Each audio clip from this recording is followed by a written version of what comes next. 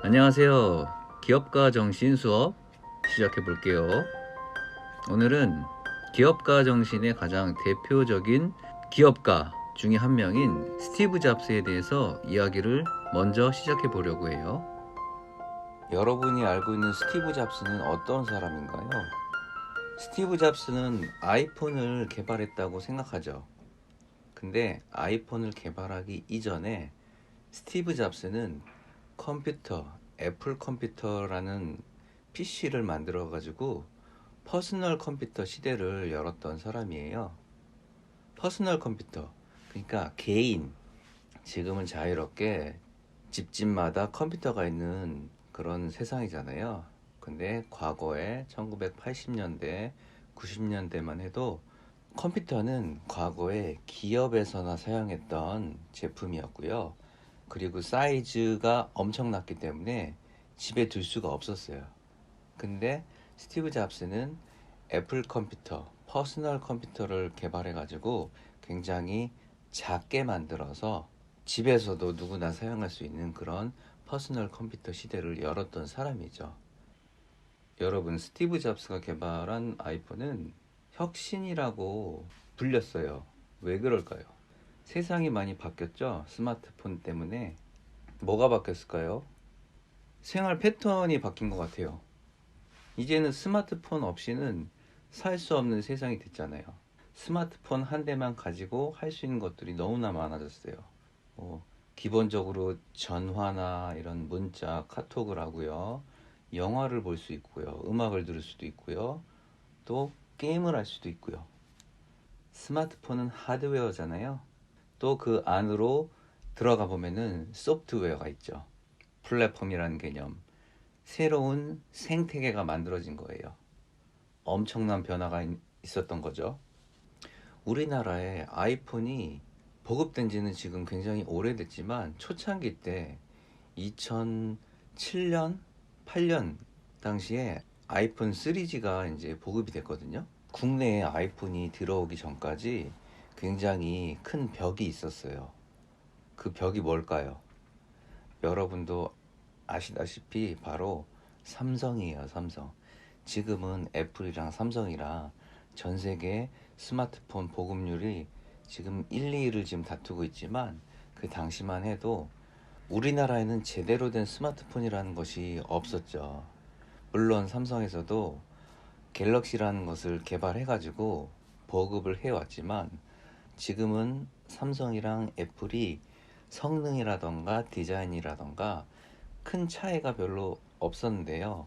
그 당시만 해도 애플이 조금 앞서 나가는 형국이었어요.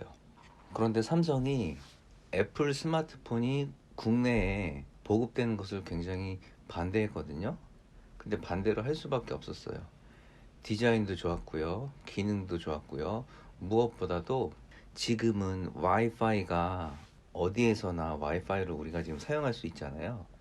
그런데 2008년 그 당시만 해도 와이파이라는 개념이 없었어요. 근데 스티브 잡스는 와이파이 개념을 가지고 와가지고 누구나 언제 어디서나 인터넷을 무료로 사용할 수 있는 것을 도입을 한 거죠. 근데 우리나라에서는 그 당시만 해도 휴대폰 가지고 인터넷을 사용을 할 때마다 돈을 냈었어요.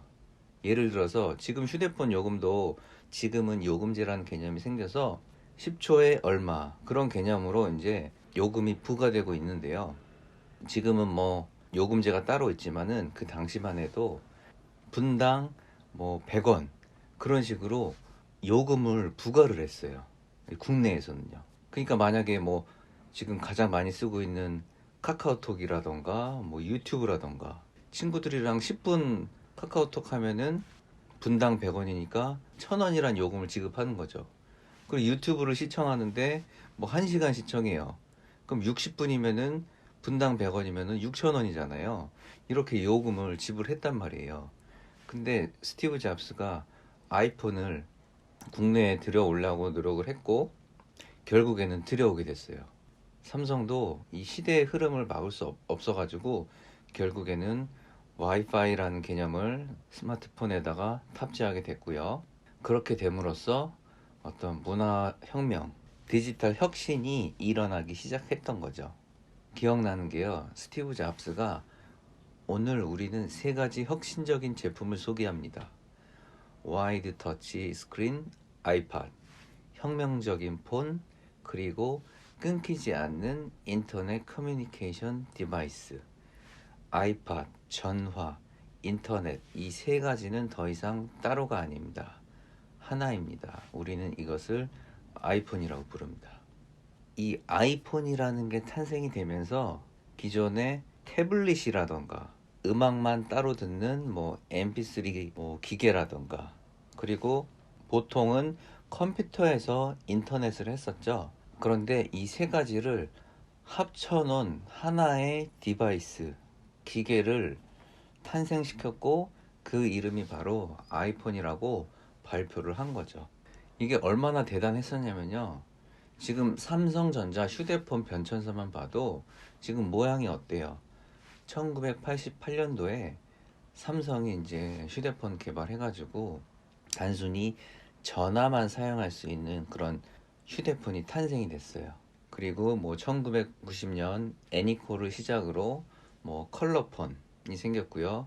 2005년 최초의 위성 DMB 폰도 개발이 됐지만 요금이 굉장히 비쌌죠. 해외 나가서 전화를 하면은 1분에 3,000원 막 그런 걸로 굉장히 비쌌거든요.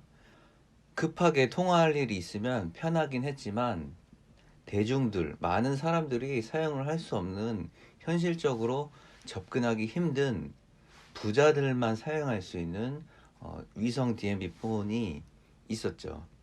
반면에 아이폰 가지고는 와이파이가 터지는 곳이라면은 무료로 통화를 할 수 있었던 그런 개념을 가지고 왔기 때문에 굉장히 국내 휴대폰 변천사와 비교했을 때는 혁신적인 제품이었다라는 의미였죠. 우리가 여기서 스티브 잡스가 왜 그럼 아이폰을 개발을 했을까? 라는 것을 생각을 해봐야 돼요. 이 기업이라는 게 이윤 추구, 돈을 많이 버는 게 목적이잖아요. 근데 스티브 잡스는 조금 다르게 생각했어요. 사람의 마음을 움직이는 기업, 애플하면 떠오르는 게 보통 감성이라고 하잖아요. 스티브 잡스의 경영 철학 중에 하나가 사람의 마음을 움직여야겠구나. 감성을 자극시켜야겠구나. 그리고 결과적으로 사람들을 편하게 해줘야겠구나. 편리한 세상으로 바꿔줘야겠구나. 라는 그런 마인드가 있어요.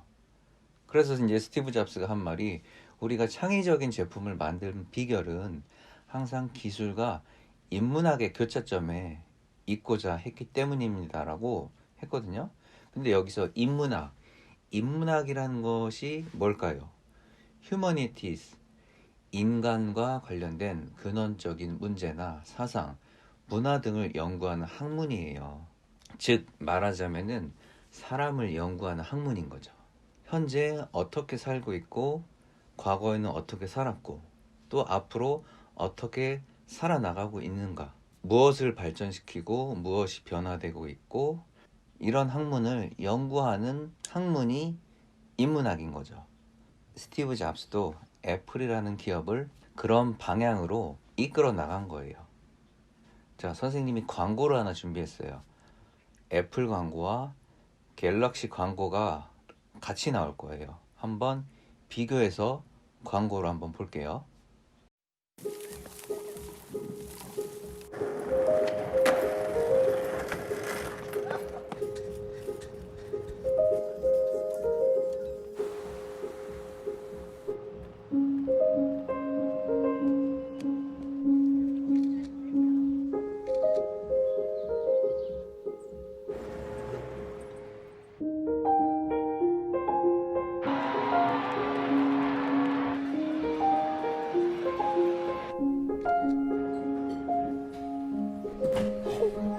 Hold it, hold it.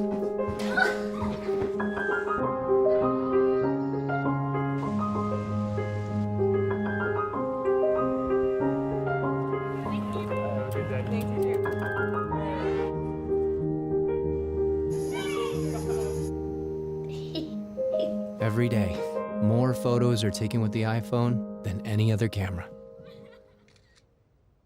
Tonight, I want to show you something amazing.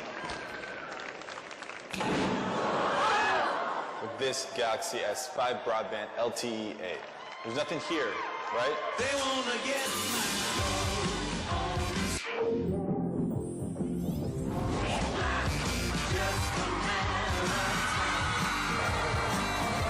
It's not magic. 삼성 갤럭시 S5 광기업 LTE. 여러분 지금 애플이랑 삼성 갤럭시 광고 한번 비교해서 보니까 어떤 생각이 들었어요? 일단 광고의 컨셉부터가 달라요. 아이폰 광고는 사람들이 다양하게 뭔가 활동을 하고 있죠. 갤럭시 같은 경우는 스마트폰의 기능을 강조하고 있어요. 아이폰은 스마트폰 가지고 할 수 있는 다양한 활동들, 사람들이 즐거워하고 그 순간을 기록하고 어떤 감성을 자극하는 그런 광고인 반면에 갤럭시 광고 같은 경우는 기능 중심의 광고로 제작을 한 거죠. 그 스마트폰의 본질을 다룬 거예요, 본질. 여기에서 두 기업의 경영 철학, 광고 마케팅 철학이 달랐다는 거죠. 여기에서 이제 이야기하고 싶은 거는요, 애플이라는 회사는 처음부터 광고뿐만이 아니라 제품을 만들기 전에 사용자 위주, 사용자의 감성, 사용자가 무엇을 필요로 하고 어떤 것 때문에 즐거워하는지 그런 접근으로 제품을 개발하고 회사를 운영하고, 이런 마인드와 자세가 바로 기업가 정신에서 본받을 수 있는 그런 것이라는 거죠.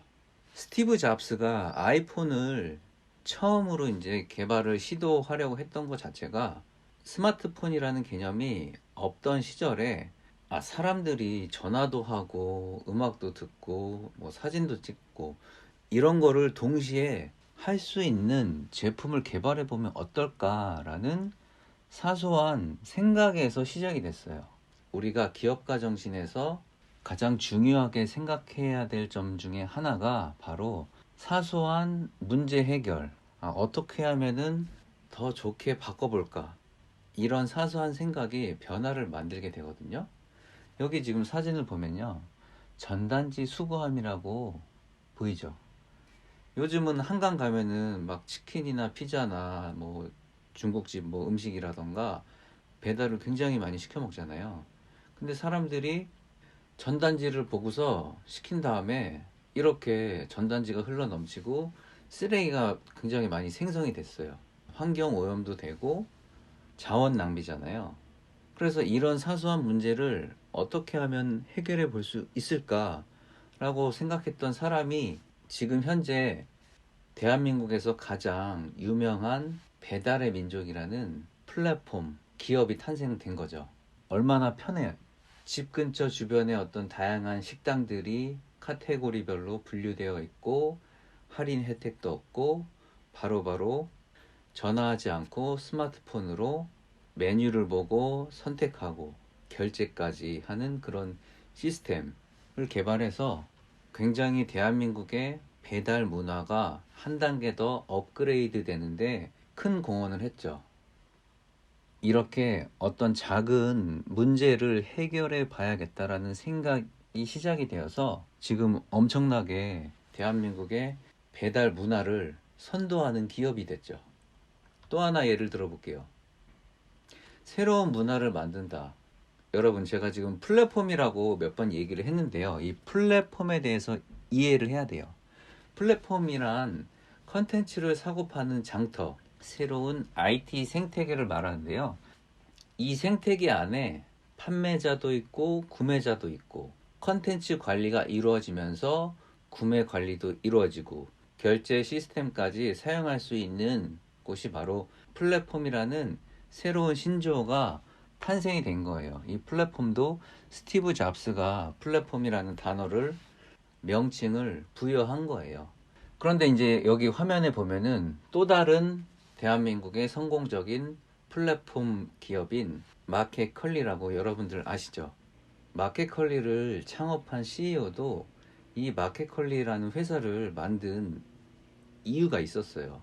퇴근 후 음식을 해야 되고 요리를 해야 되고 또 다음날 아침에 아이들에게 아침에 요리를 해주고 싶은데 너무 바쁘고 퇴근을 늦게 하니까 장볼 시간이 별로 없었고, 우리가 일반적으로 온라인 마켓에서 주문을 하면은 보통 아무리 빨라도 하루나 이틀 정도 배송 기간이 걸리잖아요. 근데 다음날 구매하면은 다음날 아침까지 배송해주는 그런 시스템은 없을까? 나 같은 사람이 많지 않을까라는 질문에서 시작을 한 거예요.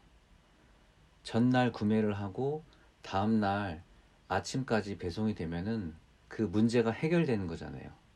마트에 굳이 가지 않고도 스마트폰이나 인터넷으로 제품을 구매하고 결제하면은 그 다음날 배송이 와가지고 아침에 먹을 수 있는 그런 새로운 문화를 한번 만들어 보면 어떨까라는 생각에서 이 마켓컬리라는 기업이 탄생이 된 거죠. 이렇게 문제 해결, 창업가의 문제 해결 능력은 어디서나 통용될 수 있는 핵심 역량으로 이제는 자리 잡았어요. 그러면은 이제 우리도 한번 문제 해결 능력이라는 역량을 키우기 위해서 한번 문제를 발견해 볼까요? 문제를 발견하는 것은 멀리서 찾을 필요가 없어요. 가까운 데서, 우리 주변에서 찾아야 되거든요. 여기 사진을 보면은 스몬비 알죠? 스몬비. 스몬비라는 단어는 스마트폰과 좀비의 합성어로 스마트폰을 눈에서 떼지 못해 걸음이 느리고 주위를 살피지 못하는 사람이라는 정의가 바로 스몬비라는 단어거든요. 여러분들 생각해 보세요. 어때요? 등 하굣길에 스마트폰 보면서 걸어가 본 적 있죠? 근데 이게 굉장히 건강에도 안 좋고 위험한 행위라는 거 알고 있었어요? 스마트폰 중독으로 인해서 안구 건조증도 생기고 이런 거북목 증후군, 불면증, 비만, 또 스몬비처럼 걸어 다니다가 교통사고를 당할 우려도 있는 거죠.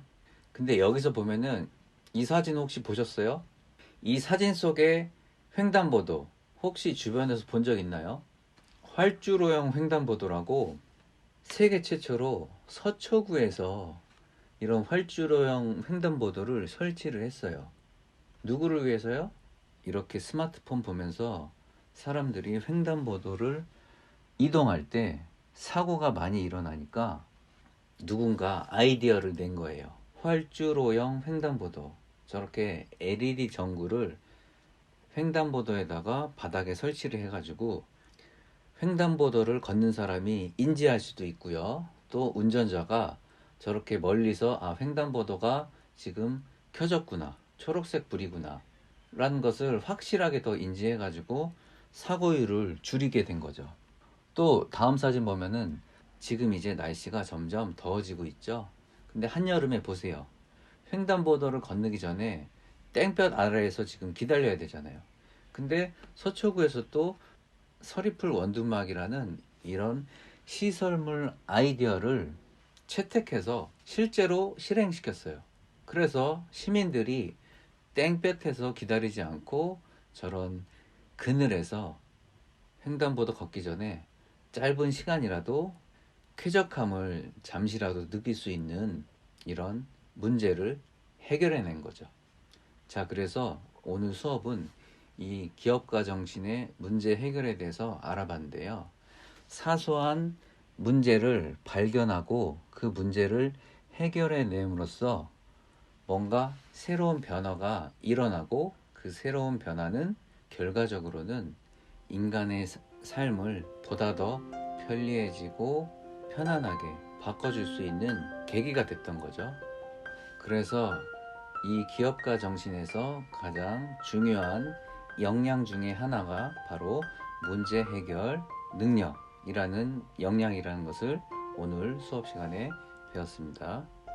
자, 그러면은 오늘도 고생 많으셨고요. 다음 시간에 또 만나기로 해요.